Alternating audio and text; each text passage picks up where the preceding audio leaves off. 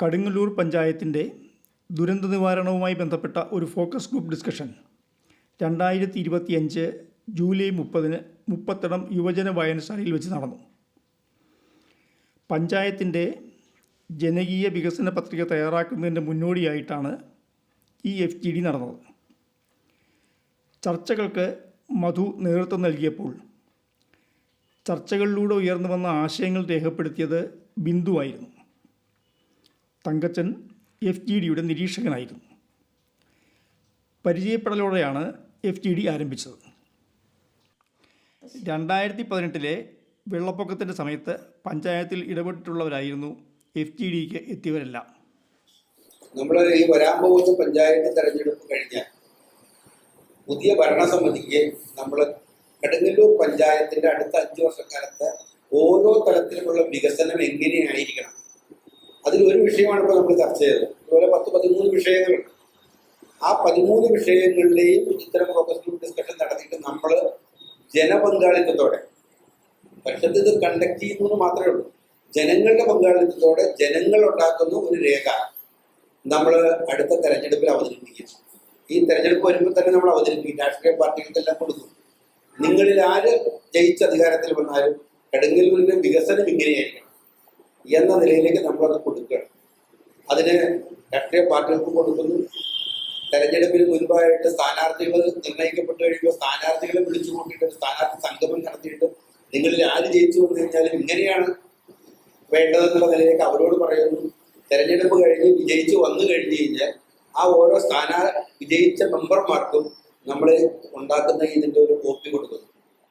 ആ കൈപ്പുസ്തകം അവരുടെ കയ്യിൽ ആ അടുത്ത 5 വർഷക്കാലത്തേക്കുള്ള ഭരണത്തിന്. മാത്രമല്ല, നമ്മുടെ ജനകീയാസൂത്രണത്തിന് 30 വയസ്സാവുകയാണ്. ആ 30ാമത്തെ വയസ്സിലേക്ക് നിൽക്കുമ്പോൾ അതിൻ്റെ 1ാമത്തെ വയസ്സിൽ നിന്ന് നിങ്ങൾ പോയിട്ട് സ്വല്പം അയഞ്ഞിട്ടുണ്ടത്. അപ്പം അതിനെ കുറച്ചും കൂടി ഒന്ന് ഊട്ടി ഉറപ്പിക്കാൻ ചേർത്ത് നിർത്താൻ കഴിയുമോ എന്നുള്ളൊരു ശ്രമമാണ് നമ്മളിങ്ങനെ നടത്തുന്നത്. അപ്പോൾ ഇപ്പോഴും സ്ഥിതി ചെയ്യുന്നതിൽ നമ്മുടെ ഇന്ത്യയിൽ ഒരു പഞ്ചായത്തിനും ഒരു സ്റ്റേറ്റിലും ഉദ്യോഗസ്ഥന്മാർക്ക് മേൽ തദ്ദേശ ഭരണാധികാരികൾക്ക് അധികാരമുണ്ട് എന്നത് വേറെയില്ല, നമുക്ക് മാത്രമേ ഉള്ളൂ. പക്ഷെ നമ്മുടെ ആ തദ്ദേശ ഭരണാധികാരികൾ ആ അധികാരം ഉപയോഗിക്കുന്നില്ല എന്നൊരു ദൗർബല്യം നമുക്കുണ്ട്. അതില്ലാത്തത് പല ഭരണാധികാരികൾക്കും ആസൂത്രണത്തെക്കുറിച്ച് വേണ്ടത്ര വൈഭവമില്ലാത്തത് കൊണ്ട് അത് പതുക്കെ ഉദ്യോഗസ്ഥന്മാർക്ക് വിട്ടുകൊടുക്കുകയാണ്. അത് മാറിയിട്ട് നമുക്ക് ആ ആസൂത്രണമാണ് നമ്മൾ പെരുന്ന് നടത്തണം.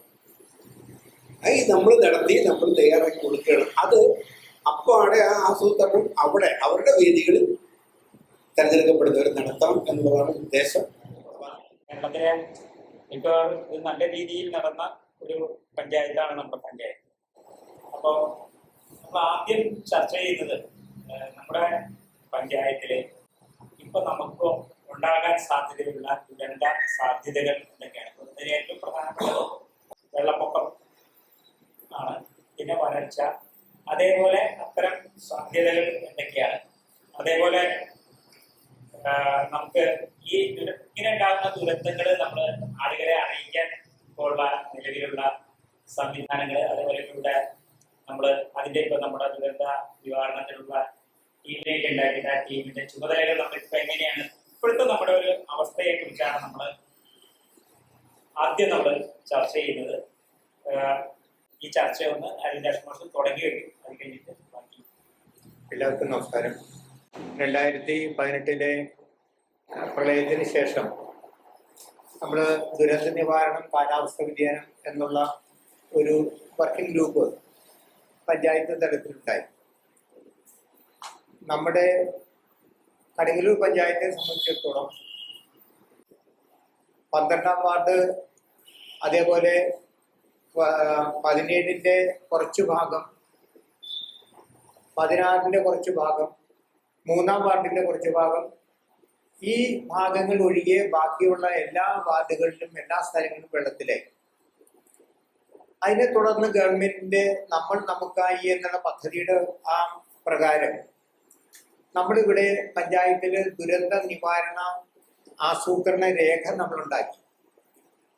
500-ൽ കൂടുതൽ സന്നദ്ധ പ്രവർത്തകര്, ആസൂത്രണ സമിതി അംഗങ്ങള് പങ്കെടുത്തുകൊണ്ട് വിവിധ യോഗങ്ങളും വിവിധ പ്രവർത്തനങ്ങളും കൂടിയാണ് നമുക്ക് ആസൂത്രണ രേഖ നമുക്ക് ഉണ്ടാക്കാൻ സാധിച്ചത്. ആ ആസൂത്രണ രേഖ പ്രകാരം അതിന്റെ 7 അധ്യായങ്ങളിൽ കൂടി എങ്ങനെയാണ് ഒരു ദുരന്തത്തെ നേരിടേണ്ടത്, അതിനുള്ള സംവിധാനങ്ങൾ എന്തെല്ലാം വേണം എന്നതിനെ കുറിച്ചുള്ള വിശദമായിട്ടൊരു റിപ്പോർട്ടാണ് ആ ദുരന്ത നിവാരണ ആസൂത്രണ രേഖയിൽ നമ്മൾ രേഖപ്പെടുത്തിയിട്ടുള്ളത്. ആ ആസൂത്രണ രേഖയ്ക്ക് സംസ്ഥാന തലത്തിൽ 1ാം സ്ഥാനം നമുക്ക് ലഭിച്ചു. ഏറ്റവും നല്ല രേഖയായിട്ട് കടങ്ങല്ലൂർ പഞ്ചായത്തിന്റെ രേഖയാണ് തിരഞ്ഞെടുത്തത്.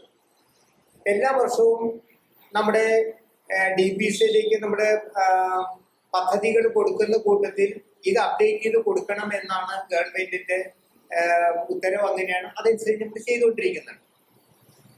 ഈ പദ്ധതി, ഈ ദുരന്ത നിവാരണ ആസൂത്രണത്തിന് 4 ഭാഗങ്ങളായിട്ടാണ് നമ്മൾ പ്രവർത്തിക്കുന്നത്.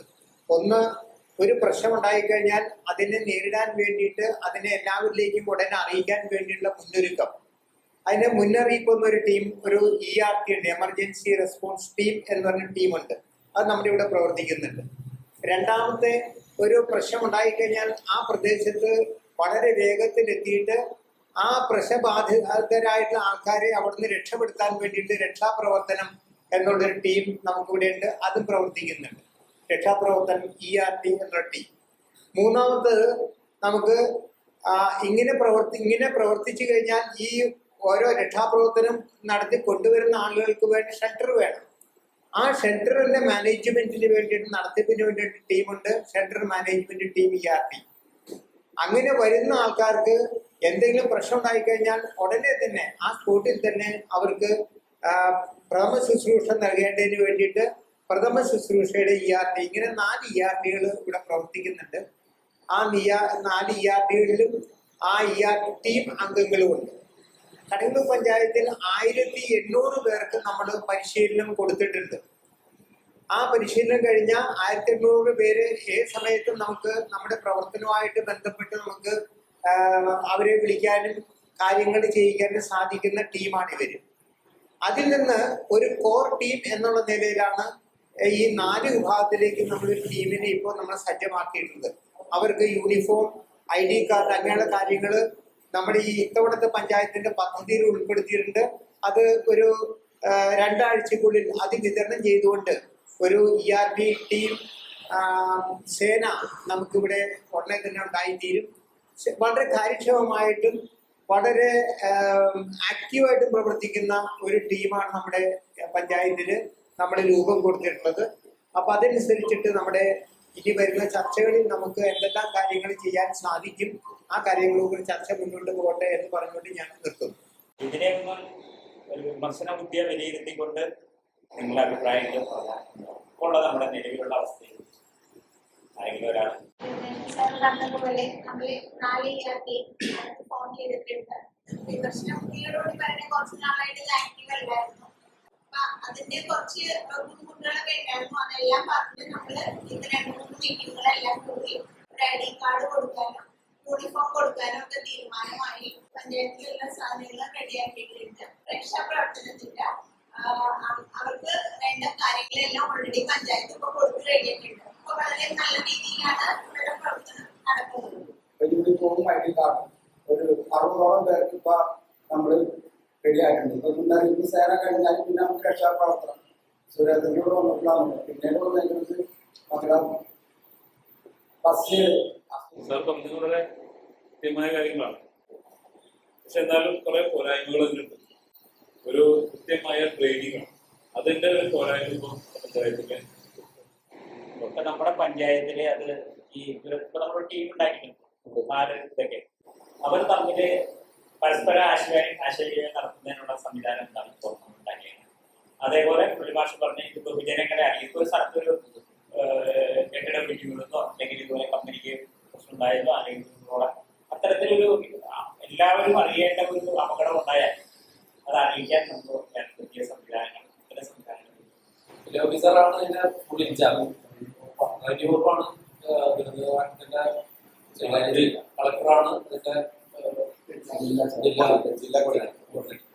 അപ്പോൾ സ്വാഭാവികമായിട്ട് റവന്യൂ വകുപ്പ് വഴിയാണ് ഇത് കൈകാര്യം ചെയ്യുന്നത്. പക്ഷെ തദ്ദേശ സ്വയംഭരണ സ്ഥാപനങ്ങളാണ് ഈ പറഞ്ഞ ദുരന്ത നിവാരണ ടീമിനെ ഉണ്ടാക്കി. അപ്പൊ കൺട്രോൾ സെന്റർ മിക്കവാറും പഞ്ചായത്തല്ലേ. അപ്പൊ അവിടെ ഇതിന് വേണ്ട എല്ലാത്തിന്റെയും രേഖകൾ, അതായത് ഇപ്പോ എമർജൻസി റെസ്പോൺസ് ടീം നമ്മൾ നേരത്തെ ഇപ്പോ അരിന്ദർ സാർ പറഞ്ഞ പോലെ ആ 4 ഗ്രൂപ്പിന്റെ കൃത്യമായിട്ട് ഓരോ ഗ്രൂപ്പിന്റെയും കോർഡിനേറ്റർമാരെ അറിയിക്കും, അവരുടെ ഫോൺ നമ്പറുകൾ, അതേപോലെ തന്നെ ഓരോ ഗ്രൂപ്പിലും ഉള്ള ആളുകളുടെ ഫോൺ നമ്പറുകൾ. അത് കൂടാതെ തന്നെ ആ ഓരോ ERTക്കും പ്രത്യേക വാട്സാപ്പ് ഗ്രൂപ്പുകൾ. അപ്പോൾ സ്വാഭാവികമായിട്ടും ഇങ്ങനൊരു എന്തെങ്കിലും ഒരു ദുരന്തം അറിഞ്ഞു കഴിഞ്ഞാൽ ഈ പറഞ്ഞ എല്ലാ അംഗങ്ങളെയും പെട്ടെന്ന് തന്നെ ഫോൺ വഴി ബന്ധപ്പെടാൻ കഴിയും. പിന്നെ പറഞ്ഞ അവരുടെ വാട്സാപ്പ് ഗ്രൂപ്പ് വഴി അവരുടെ ബാക്കി ഗ്രൂപ്പുകളിലേക്ക് അത് വിന്യസിക്കാൻ കഴിയും. അപ്പൊ പെട്ടെന്ന് തന്നെ എന്തെങ്കിലും ഒരു ദുരന്തം ഉണ്ടായാൽ ആളുകളെ അറിയിക്കാനുള്ള ഒരു മാർഗം. പിന്നെ നമ്മൾ ഈ പറഞ്ഞ പോലെ ഇത് ഈ പറഞ്ഞ വോളണ്ടിയേഴ്സിന്റെ എൻഡ് വരെ വന്ന് നിൽക്കും ഇപ്പോഴത്തെ അവസ്ഥയിൽ.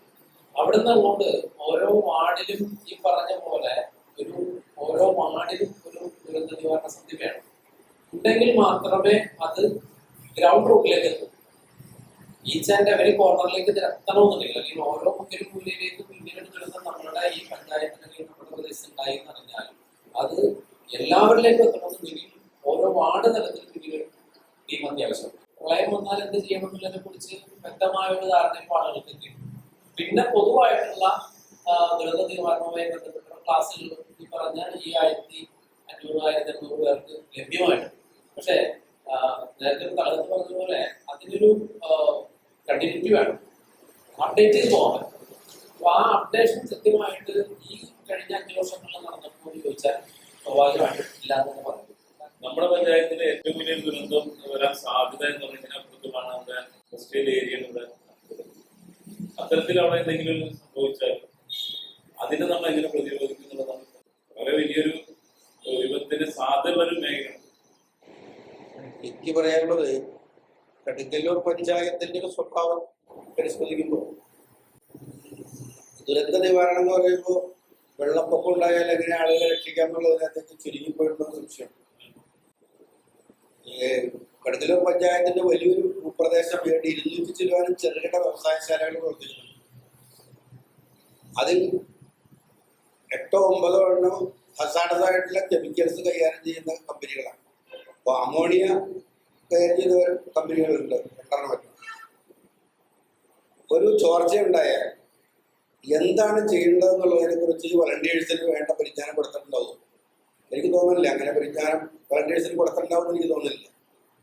ഈ പ്രദേശത്ത് ജനതയ്ക്ക് അതിനെക്കുറിച്ചൊരു അവയർനെസ് കൊടുക്കാനായിട്ടുള്ള ഇടപെടൽ ദുരന്ത സേന രൂപീകരിച്ച സേന നടത്തിയിട്ടുണ്ടാവും.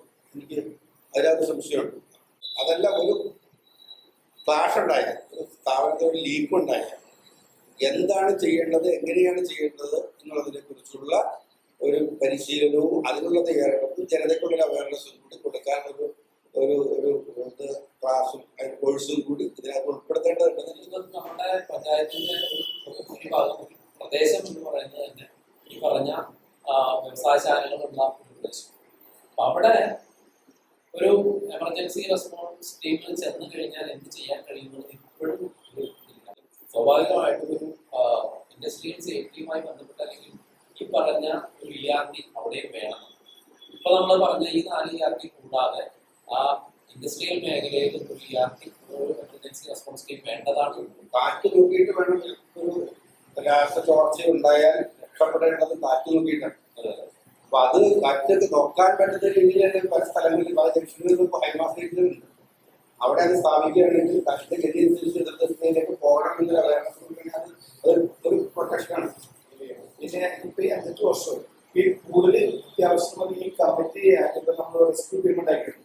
പക്ഷെ ഇവരിടയ്ക്കൊന്ന് വിളിച്ച് കേൾക്കാം, റീഡ് ചെയ്യുക, ആ രീതിയിലുള്ള പ്രവർത്തനം. പലപ്പോഴും എന്തെങ്കിലും സംഭവം നടന്നെങ്കിൽ വരുമ്പോൾ മാത്രമേ നമ്മൾ പെട്ടെന്ന് സടവ് എഴുന്നേറ്റ് അതിന്റെ പുറകെ പോകും. പക്ഷെ അത് നിലനിർത്തിക്കൊണ്ടുപോകാനുള്ള ഒരു സംവിധാനം. എല്ലാവരും പറഞ്ഞ പോലെ ആ സ്കൂബ ടീമിന്റെ അവർക്ക് ആവശ്യമായിട്ടുള്ള boat equipments, diving equipments, diving gear കൊടുക്കാൻ വേണ്ടിയിട്ട് നമ്മൾ ശ്രമം നടത്തി. പക്ഷെ പഞ്ചായത്തിന് അത് അവർക്ക് കൊടുക്കാനുള്ള ഒരു ബുദ്ധിമുട്ടുണ്ട്. അവരുടെ ഈ ഫണ്ടിങ്ങിന്റെയും അവരുടെ അക്കൗണ്ടിങ്ങിന്റെയും കുറച്ച് പ്രശ്നങ്ങളുണ്ട്. അവരുടെ ഈ ഡൈവിംഗ് ഗിയറിന് നല്ല ചെലവുള്ള സാധനം.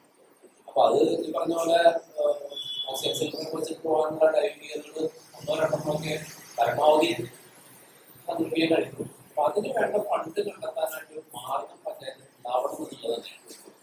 അപ്പൊ അപ്പൊ അങ്ങനെ ഒരു ടീം നമ്മുടെ ഈ പഞ്ചായത്തിന്റെ 2 വാർഡുകൾ കേന്ദ്രീകരിച്ച് നിലനിൽക്കുന്നു എന്നുള്ളത് തന്നെ നമ്മളൊരു വലിയൊരു മെച്ചമാണ്. അപ്പൊ അതിനെ തളർത്താതെ അവരെ മുന്നോട്ട് കൊണ്ടുപോകാനായിട്ട് ചെയ്യാൻ കഴിയുന്നത് നമുക്ക് വളരെ ഗൗരവത്തിൽ ആരംഭിക്കുന്നത്. കാരണം അവരുടെ പരാതി ഇഷ്ടംപോലെ കേട്ടിട്ടുള്ളതാണ് ഈ യോഗത്തിൽ. ഇനിയും ഒന്നും പറയാത്ത ആളുകൾ ഒന്ന് ഇവിടെ പറഞ്ഞ കാര്യം ഒരു മാസത്തിൽ 3-4 റെസിഡൻസ് ഉണ്ടാവും. ഈ ദുരന്തത്തിലും മഴക്കാലമായാലും മുന്നേക്ക് ചെയ്യാത്ത ടീം എന്ന് പറഞ്ഞു. അപ്പൊ അവർക്ക് എന്തുകൊണ്ട് ഈ റെസിഡൻസുമായിട്ട് യോജിച്ച് ക്ലാസ് കൊടുക്കാം? സർക്കാരത്തില് ഒരു പ്രായം നിശ്ചയിച്ചുണ്ട്. അപ്പോൾ എപ്പോഴും നമ്മൾ ചെറുപ്പക്കാരെ ഇപ്പോഴും ഇത് സംബന്ധമായിട്ട് കൂടി വരും. അത് നിയന്ത്രിക്കാനായിട്ട് ഒരു ടീം ആവശ്യം, അത് മാത്രമേ നമ്മൾ കൂടുതലായിട്ട് ശ്രദ്ധിക്കേണ്ട ആവശ്യമുള്ളൂ. ഒരു സമയത്ത് നമ്മുടെ നിയന്ത്രണത്തിലായിരിക്കണം അവരെല്ലാം ചെയ്യുന്നത്. ക്ലാസ് നടക്കുമ്പോൾ പങ്കെടുക്കുന്ന വശങ്ങളെടുക്കുന്ന ആൾക്കാരായിട്ട് ക്ലാസ് പങ്കെടുക്കുന്നു. നമുക്കത് കണ്ടിന്യൂറ്റി ആർക്കും കിട്ടുന്നില്ല. കുറേശ്ശെ ആൾക്കാർക്ക് കിട്ടുന്നുള്ളൂ. അപ്പോൾ ഒരു ടീം ഉണ്ടാക്കുമ്പോൾ ആ ടീം തന്നെ കൂടുതൽ അവർക്ക് ട്രെയിനിങ് കൊടുത്ത് അവരൊക്കെ പ്രാപ്തരാക്കണം.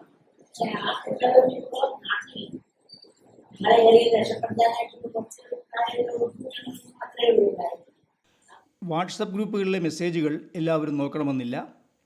ERT ടീമിലുണ്ടായിരുന്ന കുട്ടികളൊന്നും ഇപ്പോൾ നാട്ടിലില്ല തുടങ്ങിയ പ്രശ്നങ്ങളും. വാർഡ് തലത്തിൽ യുവാക്കളും അവരോടൊപ്പം മുതിർന്നവരും ഉള്ള ടീമുകളാണ് ഉണ്ടാകേണ്ടത് എന്ന നിർദ്ദേശവും അംഗങ്ങളിൽ നിന്നുണ്ടായി. ഇവിടെ പഞ്ചായത്തിന്റെ കമ്പ്യൂട്ടറിലെ അല്ലെങ്കിൽ അവരുടെ പേരുകളുടെ ഇതൊക്കെ ഉണ്ടെങ്കിലും ഇപ്പൊ വിളിച്ചാൽ കിട്ടുമെന്ന് എനിക്ക് തോന്നുന്നു.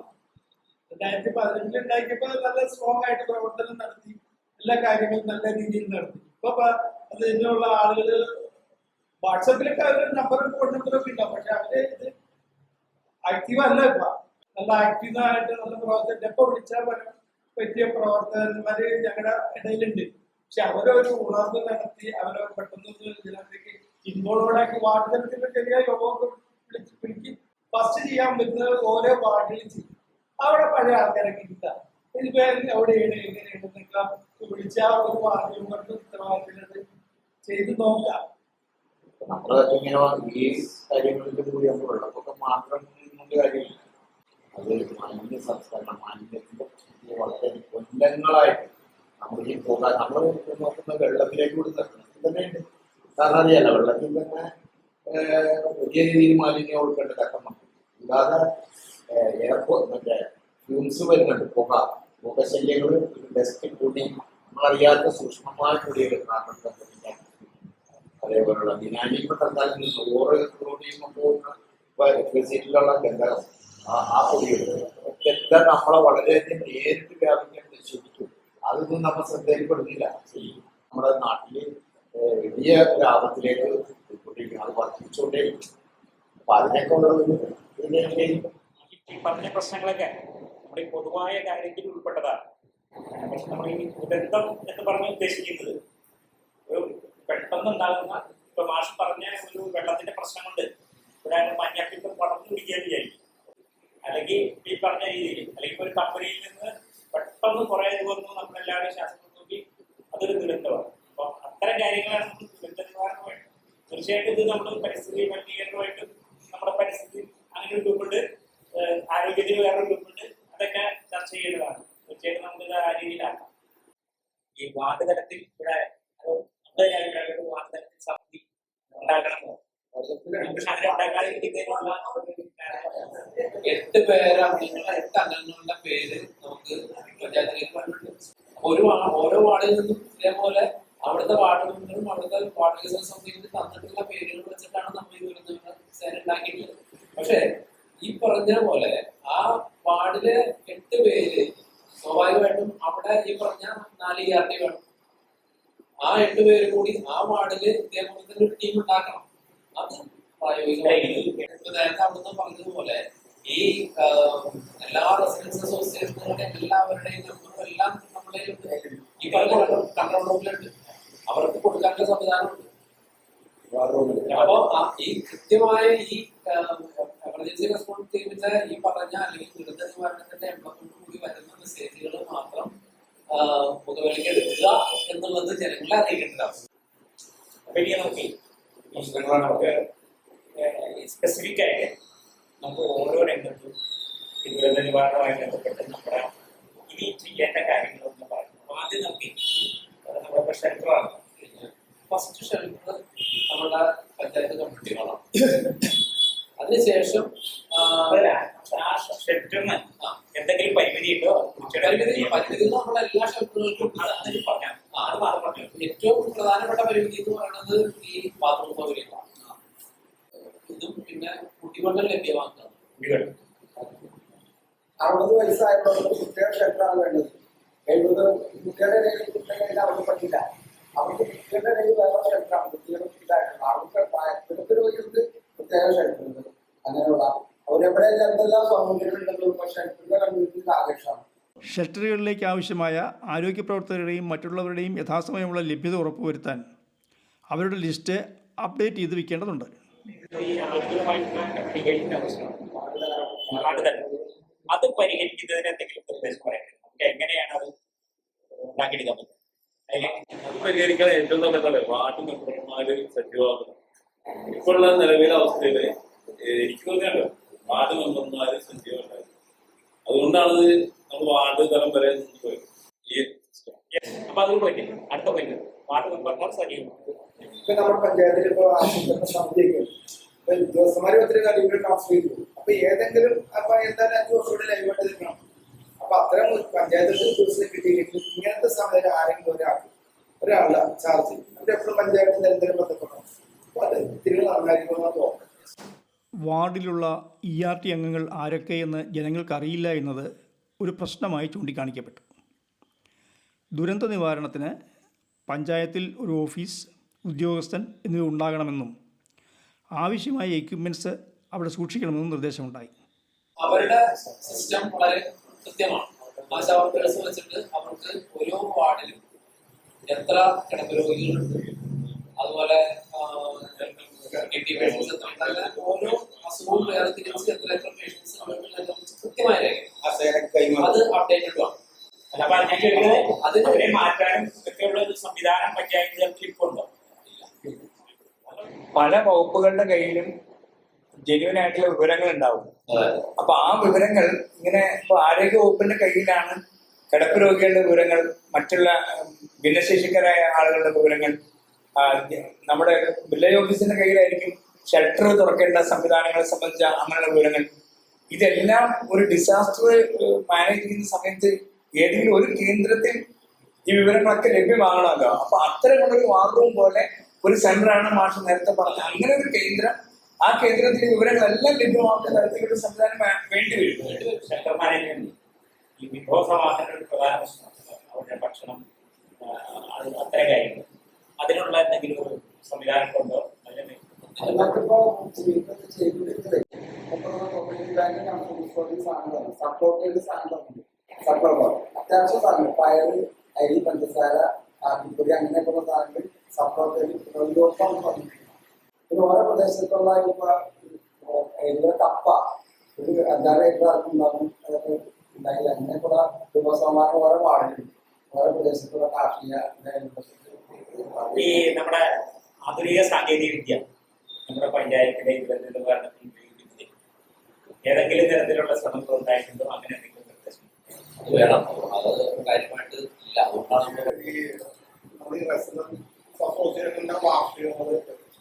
ഓരോ അരമണിക്കൂറോ 1 മണിക്കൂറോ നമ്മൾ ഈ ദുരന്ത നിവാരണ വാങ്ങിച്ചിട്ട് ഒക്കെ ആവും. ഈ പഞ്ചായത്തിൽ ഇപ്പൊ നമ്മൾ പ്രളയത്തെ കുറിച്ചാണ്, ഇത് കാലാവസ്ഥ വ്യതിയാനത്തിന്റെ പശ്ചാത്തലത്തിൽ ഇതല്ലാതെ വലിയ വരൾച്ച ഉണ്ടാകാം. അപ്പോ അങ്ങനെ ഒരു കാലവർഷവും തുലാവർഷവും കാര്യമായി കിട്ടാതെ ഒരു വലിയ വരൾച്ചയിലേക്കാണ് നമ്മുടെ പ്രദേശം നീങ്ങുന്ന ഒരു ഘട്ടം വന്നാൽ അത്തരം ഒരു ഡിസാസ്റ്റർ മാനേജ് ചെയ്യാനുള്ള സംവിധാനം ഇന്ന് നമ്മുടെ പഞ്ചായത്തിൽ ഉണ്ടോ? അല്ലെ, നമ്മുടെ നാട്ടില് ഇപ്പൊ പെരിയാറിലേക്കുള്ള ജലമൊഴുക്ക് കുറയാൻ ഇപ്പൊ മൂവാറ്റുപുഴയാറ് അങ്ങനെ അതൊക്കെ ജലസ്രോതസ്സുകൾ വറ്റുന്ന ഒരു നില വരുന്ന ഒരു നില വന്നാൽ പ്രാദേശികമായ ജലസ്രോതസ്സുകളെ നിലനിർത്തുക എന്ന് പറയുന്നത് ഡിസാസ്റ്റർ മാനേജ്മെന്റിന്റെ ഒരു ഭാഗമാണെന്ന് നമ്മൾ ശ്രദ്ധിക്കുന്നില്ല. അങ്ങനൊരു ഇതൊരു കാര്യമില്ല. നമ്മുടെ പഞ്ചായത്തിലെ എല്ലാ വിവിധ പക്ഷെ ഈ കഴിഞ്ഞ ഈ പുതിയ ഭരണസമിതി വന്നു, ഞാൻ കുറ്റപ്പെടുത്തി പറഞ്ഞല്ല, ഒരു ലൈവ് ആക്കിയിട്ടില്ല. കഴിഞ്ഞ ഭരണസമിതിക്ക് പോരായ്മകളുണ്ടായിരുന്നു. ഇഷ്ടംപോലെ പ്രശ്നം കിട്ടും. പക്ഷെ കുറെ കാര്യങ്ങളൊക്കെ ലൈവായിട്ട് പറഞ്ഞില്ല. ഓരോ സംവിധാനങ്ങളും ഭംഗിയായിട്ട് വാർഡ് നിർത്തിയതല്ല, എല്ലാം പേപ്പറിലുണ്ട്. പക്ഷെ ഇതൊന്നും അഭ്യാസം നടത്തുന്നില്ല. ആ ഒരു വിഷയമാണ് ഇവിടെ നമുക്ക് സംഭവിക്കുന്നത്. ഡിസാസ്റ്ററിങ് നമ്മള് ഒരു ഡിസാസ്റ്റർ ഉണ്ടാക്കുന്ന സമയത്തുള്ള ഒരു ഉത്തരവാദിത്ത ബോധവും താല്പര്യവും ഇത് ഇങ്ങനെ മാറി മാറി വരുമ്പോ അത് ഭരണസമിതി മാത്രമല്ല, മൊത്തത്തിൽ അവർക്കൊക്കെ പറഞ്ഞ പോയിന്റ്സ് എല്ലാം നമ്മൾ നോട്ട് ചെയ്തിട്ടുണ്ട്. തീർച്ചയായും അതല്ലാത്ത എന്തെങ്കിലും പ്രധാന പോയിന്റുകൾ മാത്രം പിന്നോട്ട് പറയും. സംവിധാനം പ്രോപ്പറായിട്ട് ദുരന്ത നിവാരണത്തിന് ആവശ്യമായ ഉപകരണങ്ങൾ വാങ്ങിയാൽ അത് സൂക്ഷിക്കാനുള്ള പ്രായോഗിക ബുദ്ധിമുട്ടുണ്ട്. അത് സ്റ്റോർ ചെയ്യാനും അത് ആവശ്യത്തിന് എടുത്തു കൊടുക്കാനുള്ള ആളുകളെ നിയോഗിക്കാൻ പഞ്ചായത്തിന് ബുദ്ധിമുട്ടുണ്ടെന്ന് പറഞ്ഞു. പിന്നെ അമോണിയ പോലുള്ള ചോർച്ച ഉണ്ടായാൽ നേരിടാനുള്ള പ്രായോഗിക പരിജ്ഞാനം കൊടുക്കണം.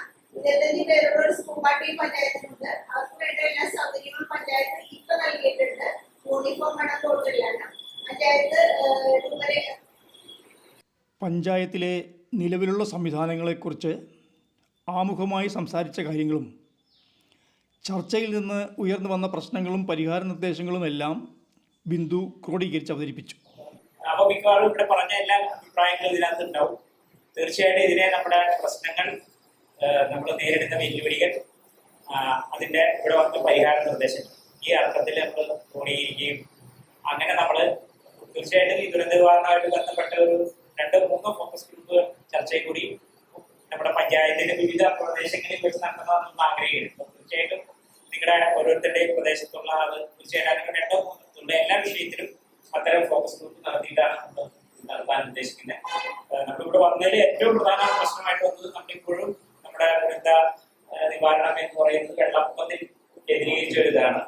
തീർച്ചയായിട്ടും മറ്റ് സാധ്യതകളെ നമ്മൾ വേണ്ട വിധം അഡ്രസ് ചെയ്തിട്ടില്ല. പ്രത്യേകിച്ച് നമ്മൾ വ്യവസായ മേഖലയുടെ സ്ഥിതി ചെയ്യുന്നത്, പ്രത്യേകിച്ച് അതിന്റെ ഏറ്റവും പ്രാഥമിക കാര്യമാണ് മുരളിമാഷ് പറഞ്ഞത്. ഒരു ഗ്യാസ് ലീക്ക് ഉണ്ടെന്ന് അറിഞ്ഞാൽ നമ്മൾ എങ്ങനെയാണ് ഓടേണ്ടതെന്ന് പോലും ആളുകളെ അറിയിച്ചിട്ടില്ല എന്നുള്ളത് നമ്മുടെ ഒരു പരിമിതിയാണ്. അപ്പൊ അതുകൊണ്ട് തന്നെ അത് വളരെ പ്രധാനമായ ഒരു കാര്യമാണ്. പിന്നെ ഇവിടെ ജയലാലൊക്കെ സൂചിപ്പിച്ച കാര്യം നമ്മുടെ പഞ്ചായത്തിന് സംസ്ഥാനത്ത് 1ാമത്തെ അവാർഡ് കിട്ടിയതാണ് രേഖയുണ്ടാക്കി.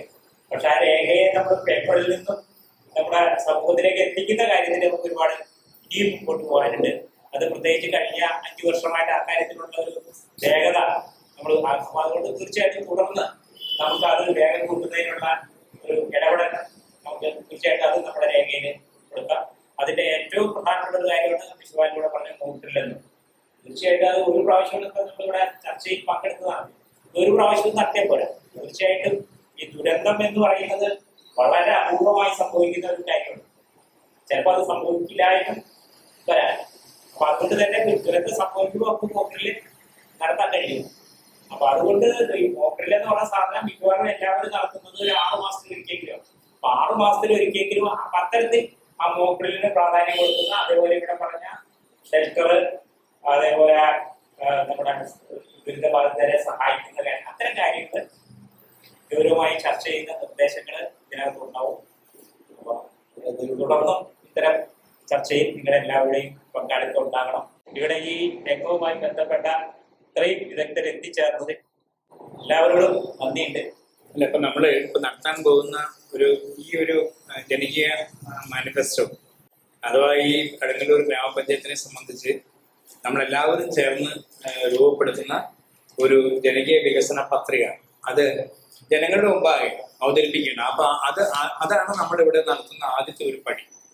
അത് കഴിയുന്നതും ഒക്ടോബർ 2-ാം തീയതിക്കുള്ളിൽ അത് കടുങ്ങല്ലൂർ പഞ്ചായത്തിൽ അത് നടത്തണമെന്നാണ് നമ്മൾ ആഗ്രഹിക്കുന്നത്.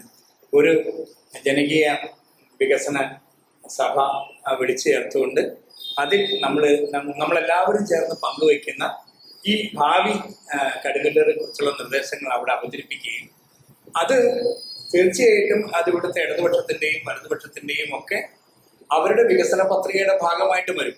അവരുടെ മാനിഫെസ്റ്റോയുടെ ഭാഗമായിട്ട് അതൊക്കെ മാറിത്തീരണം. കാരണം ഇത് ശാസ്ത്ര സാഹിത്യ പരിഷത്തിന്റെ അഭിപ്രായങ്ങളായിട്ടല്ല, ഇത് ജനങ്ങളുടെ അഭിപ്രായങ്ങളായിട്ട് സ്വരൂപിക്കുകയും അങ്ങനെ ഭാവി കടുങ്ങല്ലൂരിനെ നമ്മൾ എങ്ങനെയാണ് കാണേണ്ടത് എന്ന ഒരു ചിന്ത ഉണ്ടാക്കുന്നതാണ്. അപ്പൊ ഇത്തരത്തിൽ ഭാവിയിലും മറ്റു രാഷ്ട്രീയ പ്രസ്ഥാനങ്ങളുടെ എല്ലാവരുടെയും വികസന പത്രികകൾ ഇങ്ങനെ രൂപപ്പെട്ട് വരണമെന്നൊക്കെയാണ് നമ്മൾ ആഗ്രഹിക്കുന്നത്. അപ്പോൾ പിന്നീട് നാം നിർവഹിക്കുന്ന നിർവഹണ പ്രവർത്തനത്തിൽ ഇപ്പോൾ ശാസ്ത്ര സാഹിത്യ പരിഷത്തിന് സഹായിക്കാവുന്ന എല്ലാ പിന്തുണയും വരുന്ന പഞ്ചായത്ത് ഇടതുപക്ഷമാകട്ടെ വലതുപക്ഷമാകട്ടെ ജനപക്ഷത്ത് നിന്നുകൊണ്ട് ഇത്തരം പ്രവർത്തനങ്ങൾ ചെയ്യുന്നതിന് അവരോടൊപ്പം ശാസ്ത്ര സാഹിത്യ പരിഷത്തുണ്ടാവും. അപ്പോൾ അത്തരം ഒരു ജനപക്ഷ ഇടപെടലിലേക്ക് നമ്മുടെ വികസന കാഴ്ചപ്പാടിനെ കൊണ്ടുവരിക എന്ന ലക്ഷ്യം കൂടിയാണ് ഈ ഒരു പ്രവർത്തനത്തിനുള്ളത്. അതിൽ പങ്കെടുത്ത എല്ലാവരോടും ശാസ്ത്ര സാഹിത്യ പരിഷത്ത് നിർമ്മാണ സമിതിക്ക് വേണ്ടി